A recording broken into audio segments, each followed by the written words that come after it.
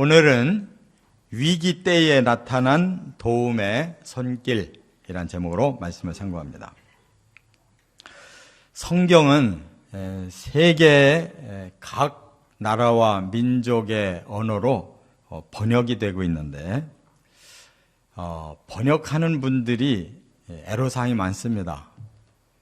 아마 우리나라도 한글로 성경을 번역한 책들이 여러 가지인데 학자들이 매우 어려움을 겪었을 거예요. 왜냐하면 각 나라마다 표현법이 다르기 때문에 그 진의대로 이렇게 번역하는 게 쉽지 않아요. 그런데 성경의 단어 중에 이 보혜사, 그러니까 성령을 우리나라에서는 보혜사라고 이렇게 번역했잖아요. 근데 원어는 이 파라클레토스라고 그래요. 이것을 우리나라의 그 성령의 그 도우심으로 번역한 단어가 보혜사인데 이게 순수한 한글이 아닙니다. 그냥 한자말이에요. 지킬 보자, 은혜 해자, 스승 사자를 붙인 거예요. 그렇게 우리가 대충 알아듣는 거예요. 성령은 우리를 지켜주시고 은혜를 주시는 스승과 같은 분이구나. 이렇게 대충 알아듣는 거예요. 이와 같이 번역이라는 게 매우 힘듭니다. 그런데 이제 나라와 민족과 족속들이 얼마나 다양한지 이 번역하는 분들이 이제 복음화가 돼서 어느 정도 사람만 믿는 사람들만 있으면 그 나라 언어로 번역을 해주는데 이 보혜사라는 단어를 이 필리핀 남부에 있는 쫄로아노 모로라고 하는 족속이 예수를 믿기 시작해서 이 보혜사를 성령의 보혜사를 번역해 주는데 많은 고민을 하다가 이렇게 풀어줬대요. 계속하여 옆에 서서 같이 가시는 분, 이렇게 단어를 나열해서 성령을 풀어줬다는 거예요. 그러니까 사람들이 지식 수준도 다르고 그러나 마음에는 성령이 어떤 분인가를 느끼게는 해줘야 되겠고 하니까 계속 서서 같이 해주시는 분이다. 이렇게 성령을 번역했다는 거예요. 성령을. 그 다음에 이제 멕시코 중남미에 가면 오토미라고 하는 인디언 부족이 있는데 또 이들도 예수를 믿게 되니까 성경을 번역해 줬는데 이 성령을 이렇게 말을 했다는 거예요.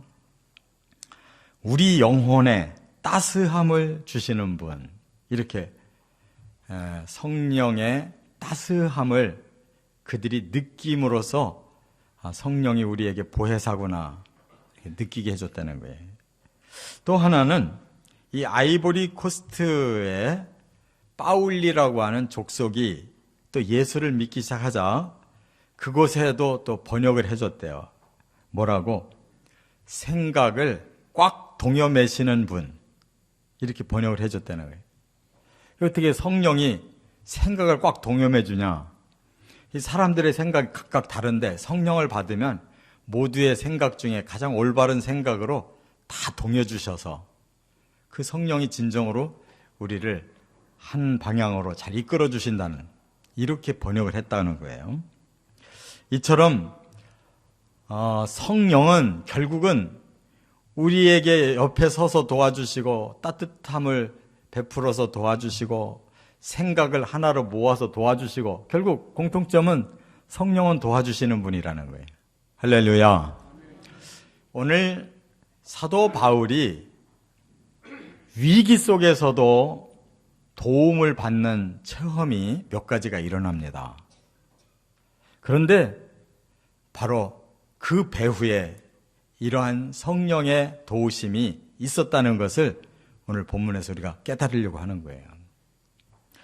바울이 3차례나 아시아와 유럽을 다니면서 선교 여행을 하는데 우리가 그 말씀 모두 지금 주일날마다 해서 알지만 얼마나 어려움이 있었습니까? 그리고 이제 그 모든 사역을 완수하고 본국격인 예루살렘에 왔는데 환영만 받은 게 아니고 아시아에 많은 유대인 교포들이 살고 있다가 바울을 적극적으로 반대하던 그 보수파들, 꼴통들이 있었는데 그들이 오순절 명절에 다윗을 예루살렘에서 맞닥뜨리게 된 거예요. 그랬더니 그들이 이제는 본토, 자기들 본국이니까 마음 놓고 바울을 그냥 잡아가지고 성 밖으로 끌고 가서 돌로 쳐 죽이려고 하는 이런 상황도 있었는데 벗어났고, 그리고 이제 정식 재판을 해야 된다는 말을 이제 그들이 어쩔 수 없이 받아들이고 산헤드린 공회를 열었지 않습니까? 그런데 이들이 막 악감정이 나오니까 정식 재판 안 하고 막 그를 치고 이렇게 죽이려고 지금 음모를 꾸미고 있는데, 거기서도 또 바울이 지혜를 통해서 또 빠져나왔어요. 그날 밤에 참으로 얼마나 바울이 마음이 괴롭고 참으로 몸도 아프고 힘이 들었겠어요. 그 상황에서 이제 하나님의 도우심이 구체적으로 임해서 그 뒤에 암살의 음모까지도 다 풀고 결국은 그는 이스라엘에서 나가서 로마까지 복음화 시키고 순교한 사람이에요. 우리의 삶에도 바울의 성령은 똑같이 함께 계시는 줄 믿습니다. 어떻게 우리를 도우시는지를 깨닫는 시간 되시기를 바랍니다. 첫째, 11절에 보면 절대적인 도움이 있었다 하는 걸 말씀하고 있는데, 어떤 절대적인 도움입니까? 11절 같이 한번 읽어보겠습니다. 그날 밤에 주께서 바울 곁에 서서 이르시되 담대하라, 네가 예루살렘에서 나의 일을 증언한 것 같이 로마에서도 증언하여야 하리라 하시니라. 지금 바울이 이제 간신히 죽음을 모면하고 다시 감옥에 들어가서 갇혀 있는데 얼마나 힘들겠어요. 저도 감옥을 간접적으로 경험했습니다. 또 깜짝 놀라실 분이 있을런지 모르겠는데, 저는 범죄를 저질러서 감옥에 들어간 게 아니라 제가 군대 생활을 할 때 감옥 지키는 헌병대에서 제가 3년 근무를 하는 바람에 옆에다가 감옥을 끼고 3년을 살아봤는데, 저는 행정을 해서 그래도 감옥에 이렇게 감옥 지키는 그런 일은 안 했지만 돌아가는 거 훤히 알지 않습니까? 얼마나 삭막한지 몰라요. 헌병대 안에 감옥에 들어오면 계급장 떼는 겁니다. 위아래가 없어요. 그냥 소위 말하면 막 뺑뺑이를 돌리는 거예요. 그 감옥에서는 괴롭게 할수록 잘한다고 생각하기 때문에 그냥 군기를 주려고 얼마나 힘들게 하는지 몰라요. 그런데 뭐 과거에 이런 감옥은 말할 필요도 없잖아요. 사람을 뭐 반 죽여놓는 건데. 그날 밤 얼마나 힘들겠어요. 내가 과연 이러다가 어떻게 죽을까? 그런데 그날 밤에 예수님이 환상으로 나타나셨어요. 우리 곁에 성령으로 오시는 예수님이 계신 줄 믿습니다. 그리고 이제 11절에 예수님이 하신 말씀 첫 마디가 담대하라는 거예요. 바울의 상황을 너무너무 잘 아시는 주님이 우리에게 첫 번째로 주시는 말은 담대해라. 왜냐? 네가 예루살렘에서 나를 증거하러 여기 왔는데 지금 이런 고난 속에서도 여전히 증거하고 있지 않냐? 여기서 끝나는 게 아니다. 너는 앞으로 로마까지 가서 나를 증거할 거다. 그렇다면 여기서 안 죽는다는 뜻이잖아요. 너에게는 아직 사명이 남아있다는 뜻이잖아요. 이 두 가지가 우리에게 놀라운 힘이 되는 거예요. 주님이 담대하라 하면 담대해질 수 있는 기회를 주시는 거고, 주님이 너에게는 아직 사명이 남아있다고 하면 죽이지 않고 사명 끝날 때까지는 살려놓으신다는 것을 깨닫게 되는 줄 믿습니다. 그러므로 성령께서 우리에게 주시는 주의 말씀이 우리에게 이렇게 임하고 있다는 것을 알아야 돼요. 영안을 눈뜨고 영의 음성을 들을 수 있으면 그 사람은 반드시 소생하는 것입니다.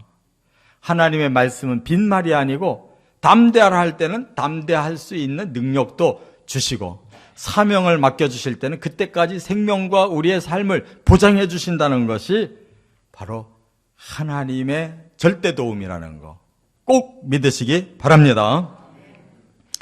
또 하나님께서 이렇게 사명을 주실 때에는 모든 성도들에게 동일하게 주시지 누구만 주시고 누구는 제외하는 법이 없어요. 하나님께서 격려의 말씀을 구약에 수없이 많이 주셨는데 아브라함 때도 주시더니 이삭도 주시고 그 아들 야곱에게도 주시고 또 그리고 요셉에게도 주시더니 그 후대에 모세를 세워서 모세가 바로를 이기도록 광야 40년을 이끌어내도록 그때그때마다 이 말씀을 주셨어요. 그리고 드디어 다윗이 그 어린 소년으로 하나님께 붙잡히니까 그 많은 시련을 겪었어도 결국 10년의 도망다니는 피난 생활 속에서 이런 말씀을 주셔서 끝내 승리케 하셨잖아요. 그런데 그 후에 선지자들은 어땠어요? 얼마나 많은 선지자들이 핍박받고 생죽음을 당했는지 몰라요. 근데 그 중에서도 제일 무서운 죽임을 당한 사람이 이사야라는 사람이에요. 이사야는 그 죽음을 성경에서 표현 안 했는데 다른 문헌에 보면 톱으로 잘라서 이사야를 죽였다는 거예요. 가장 아주 힘들게 순교한 사람이 이사야. 근데 저는 말씀을 읽다가 하나님께서 가장 힘들게 죽은 이사야에게 가장 놀라운 말씀을 주셨구나 하는 걸 깨달았는데 그게 바로 이사야 41장 10절이에요. 두려워하지 말라. 내가 너와 함께 함이라. 놀라지 말라. 나는 네 하나님이 됨이라. 내가 너를 굳세게 하리라. 참으로 너를 도와주리라. 참으로 나의 의로운 오른손으로 너를 붙들리라. 7가지나 계속 말씀을 주시는 거예요. 그래서 비록 마지막은 순교했지만 능히 감당하고 이겨낸 줄 믿습니다. 우리에게도 이러한 절대 도움의 언약이 주어진 사람들이에요. 어떤 상황이든지 담대하라는 주의 말씀을 그대로 믿으시기 바랍니다. 너의 사명을 감당할 때까지 내가 보장해 주겠다 하는 말씀 믿으시고 끝까지 하나님 위에 사시기를 바랍니다. 두 번째, 12절부터 18절까지 보면 인간적인 도움도 받았다 하는 걸 알 수가 있는데 여기에 하나님 섭리가 있었어요. 자, 16절 같이 읽어봅니다. 바울의 생질이 그들이 매복하여 있다 함을 듣고 와서 영내에 들어가 바울에게 알린지라. 여러분, 바울이 이렇게 예수님을 만나는 동안 반대편에서는 어떤 짓을 저질렀느냐? 바울이 그렇게 쉽게 당하지를 않으니까 아예 바울을 죽이려고 작정한 사람들이 모였는데 40명이 암살단을 조직했어요. 그리고 그들이 어떻게 작전을 폈느냐? 사내들인 의장인 대제사장 보고 아직 신문이 다 끝나질 않아서 더 바울을 소집해가지고 우리가 물어볼 일이 있다. 이렇게 천부장한테 통보해가지고 끌어내라는 거예요. 그러면 천부장이 감옥에서 내보내거든 여기 오는 동안에 사내들인으로 오는 동안에 중간에다가 40명을 매복시켰다가 그대로 암살하겠다는 거예요. 그러면서 이 사람들이 어느 정도나 결단이 된 사람들이냐면 바울을 죽이기까지는 먹지도 마시지도 않는데요. 이렇게 맹세를 했어요. 그러면 그 사람들 소나기에서 어떻게 벗어나겠어요? 그런데 하나님이 섭리하신 거예요. 어떻게? 바울에게 생질이 하나 있었어요. 듣도 보도 못한 바울의 조카가 갑자기 역할을 해요. 이 암살 음모를 듣고 앓은 사람이 바울의 조카였어요. 그 얼마나 두렵고 떨렸겠습니까? 그래도 이 사람이 용기를 내가지고 바울을 면회한 거예요. 그 밤에. 그래서 또 어떻게 바울을 면회했다니까 군대에서는 바울을 굉장히 그래도 알아준 거예요. 왜? 그가 로마 시민권을 가진 사람이라는 게 이미 알았거든요. 천부장이. 그래서 어느 정도 특혜를 줘서 그 생질과 바울을 만나게 해준 거예요. 그래서 삼촌이 이 암살단에 의해서 죽게 됐습니다. 대책 세워야 됩니다. 하니까 바울이 지혜 있는 사람이라 그러면 내가 너를 천부장에게 만나게 해줄 테니까 그렇게 해라. 그래서 바울이 백부장을 만나가지고 내 조카인데 이런 음모가 있다고 하니까 천부장을 만나게 해달라. 근데 천부장까지 통한 거예요. 아니 천부장이 뭐가 답답하다고 그 밤에 바울의 조카를 만나서 그런 얘기를 듣고 할 필요가 뭐가 있냐고요. 이게 하나님의 섭리와 역사가 아니면 이루어질 수 없는 일이 그 밤에 이렇게 진행되고 있었다는 거예요. 하나님이 직접 우리를 붙들어 역사하는 경우도 있지만 사람들을 통해 섭리하시기도 한다는 걸 깨달으시기 바랍니다. 그래서 우리는 참으로 어떻게 된 일인지 모르겠는데 결국 사람들을 거쳐서 도움의 손길이 와서 피할 길을 내시는 하나님이시라는 거예요.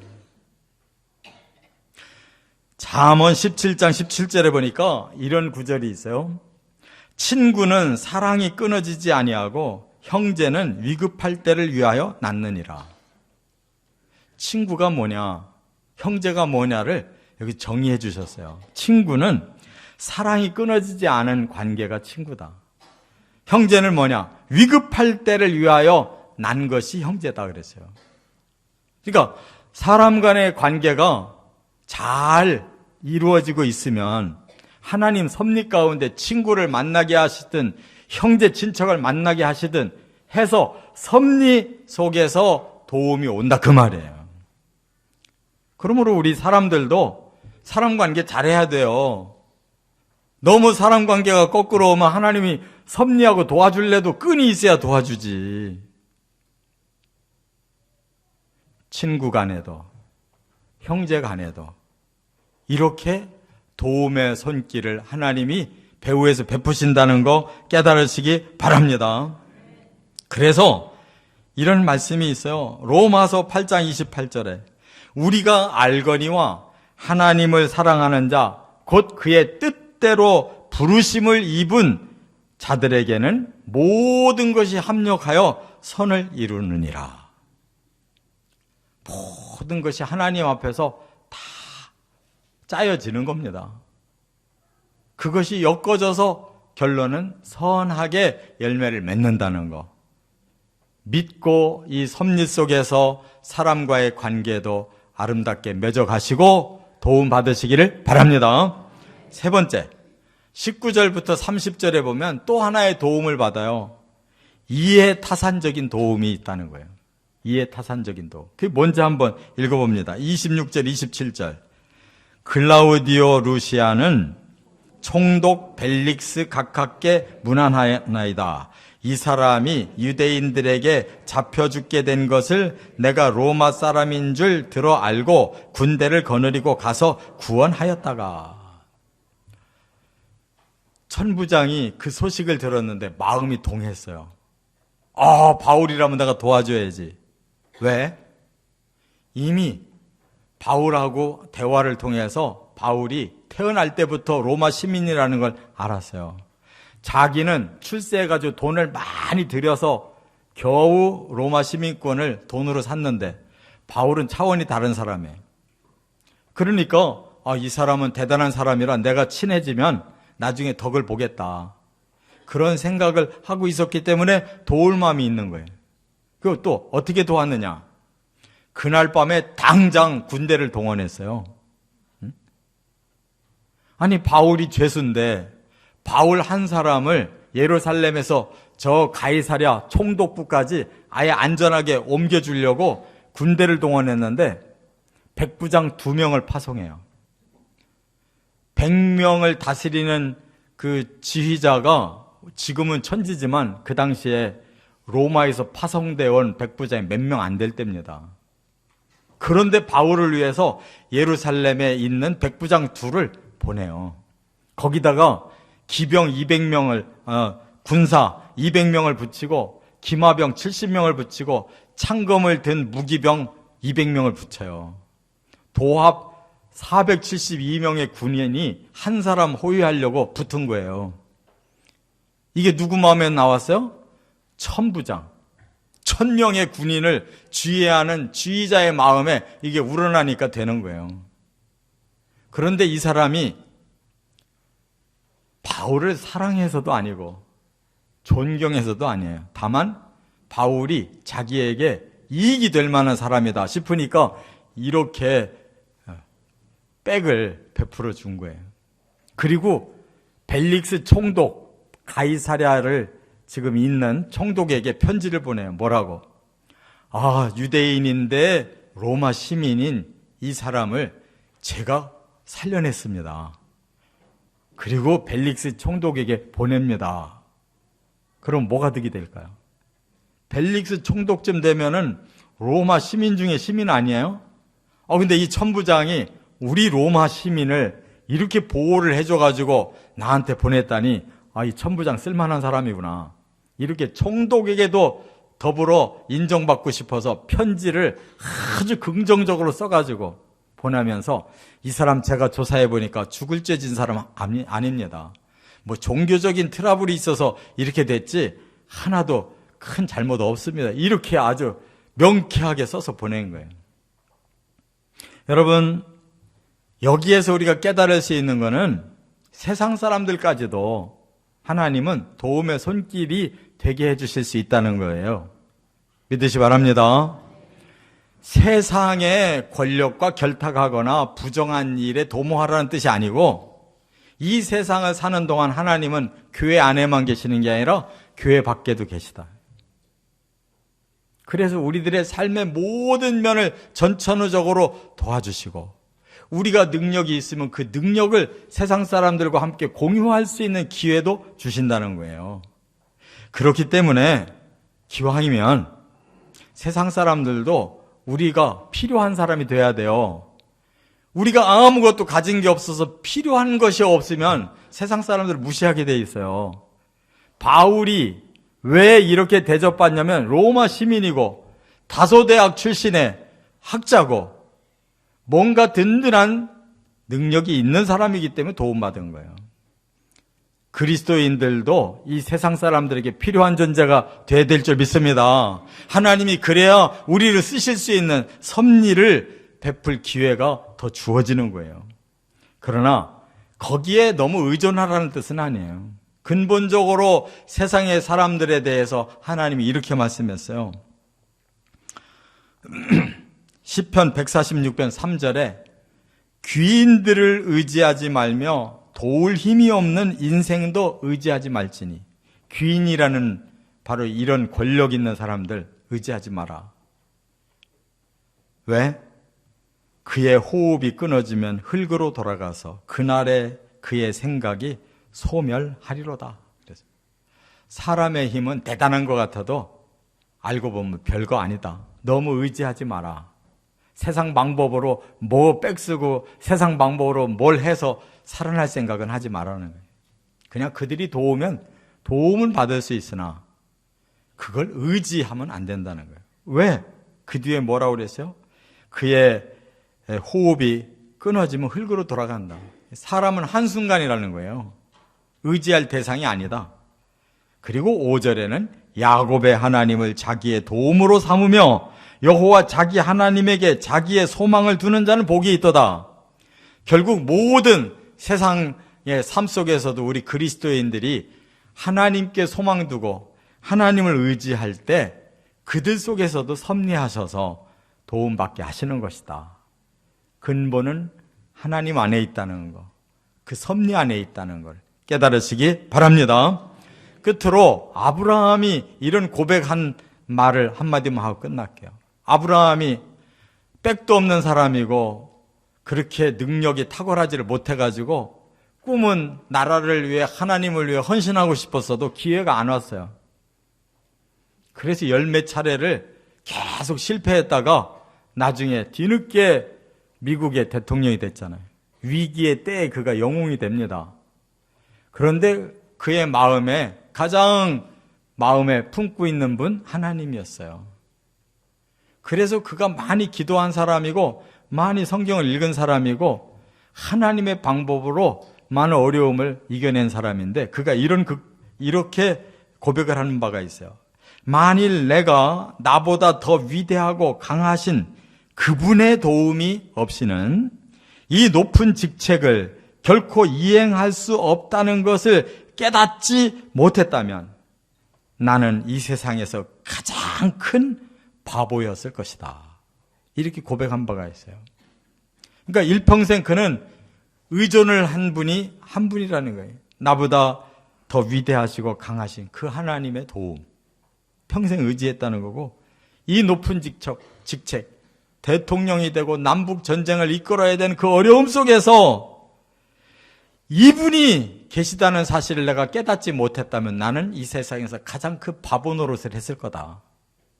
근데 그가 하나님을 의지하고 자기의 그 높은 직책을 잘 감당했기에 지금 미국에서 가장 존경받는 대통령, 세계에서도 존경받는 인물이 됐잖아요. 결론 맺습니다. 우리의 위기의 때가 바로 하나님의 도우심이 있는 때라는 거 깨달으시 바랍니다. 절대 도움이 옵니다.